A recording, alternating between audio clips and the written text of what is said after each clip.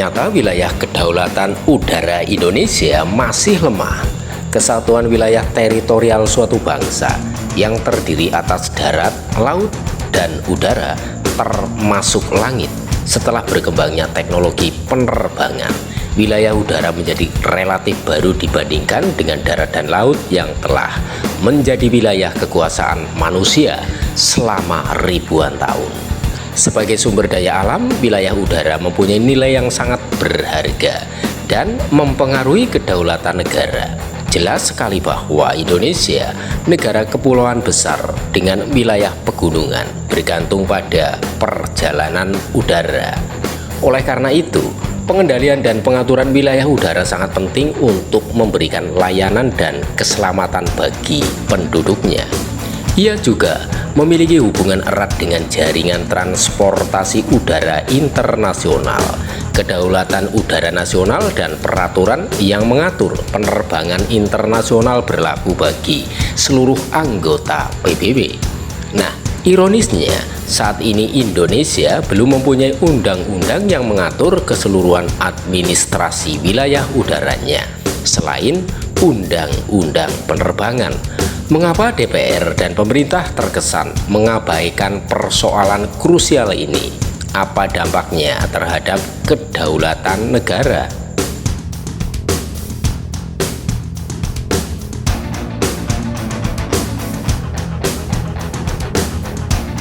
Melansir dari kompas.com, karena kedaulatan udara belum ditegaskan dalam konstitusi negara, Marsikal Purnawirawan TNI Cepi Hakim, Kepala Staf TNI Angkatan Udara periode 2002 hingga 2005, menilai kedaulatan udara di Indonesia masih lemah.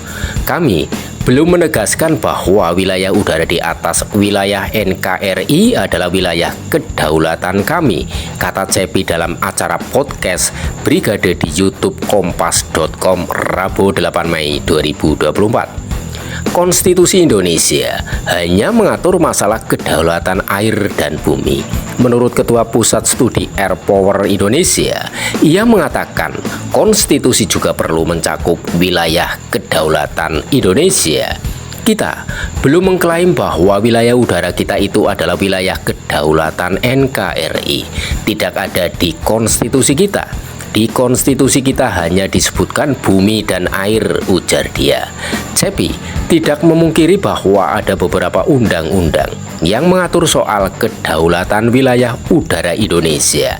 Ia mencontohkan ada Undang-Undang Nomor 1 Tahun 2009 tentang penerbangan dan Undang-Undang Nomor 32 Tahun 2014 tentang kelautan mengatur soal wilayah udara. Sampai detik ini kita belum mengklaim bahwa wilayah udara di atas teritori NKRI itu adalah wilayah kedaulatan kita.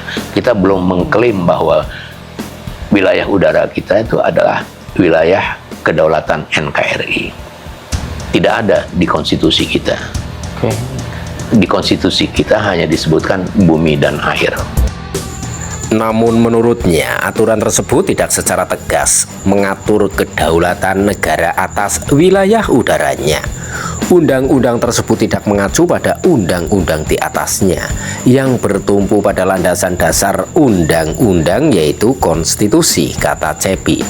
Dan dalam konstitusi kita tidak mengatakan bahwa wilayah udara di atas wilayah NKRI adalah wilayah kedaulatan, bukan wilayah itu bukan kedaulatan kita. Lanjutnya, Cepi khawatir jika perselisihan terjadi di kemudian hari, hal ini dapat menimbulkan masalah jika dibiarkan. Selain itu, Cepi mencontohkan Konvensi Chicago tahun 1944 yang menyatakan bahwa kedaulatan udara adalah milik suatu negara secara keseluruhan dan eksklusif. Dengan demikian, tidak boleh ada penerbangan tanpa izin di wilayah udara kedaulatan suatu negara. Kenapa kita menjadi lemah? Karena kita tidak sebutkan di konstitusi kita. Kalau terjadi dispute, perselisihan, itu maka dengan mudah dikatakan Anda sendiri tidak menyantumkan wilayah udara Anda sebagai wilayah kedaulatan kan? Selesai, kata dia. Ia menyebutkan sejumlah akademisi dan ahli juga memandang penting soal klaim wilayah udara dalam konstitusi. Misalnya, kelompok kerja Guru Besar Hukum Udara dan Ruang Angkasa Universitas Padjadjaran pernah mengusulkan hal ini saat amandemen Undang-Undang Dasar 1945, namun masih belum terakomodasi. Itu sudah punya kelompok kerja yang sudah mengusulkan ketika 4 kali amandemen Undang-Undang Dasar 1945 untuk mencantumkan bumi, air, dan udara dan tidak berhasil, kata dia.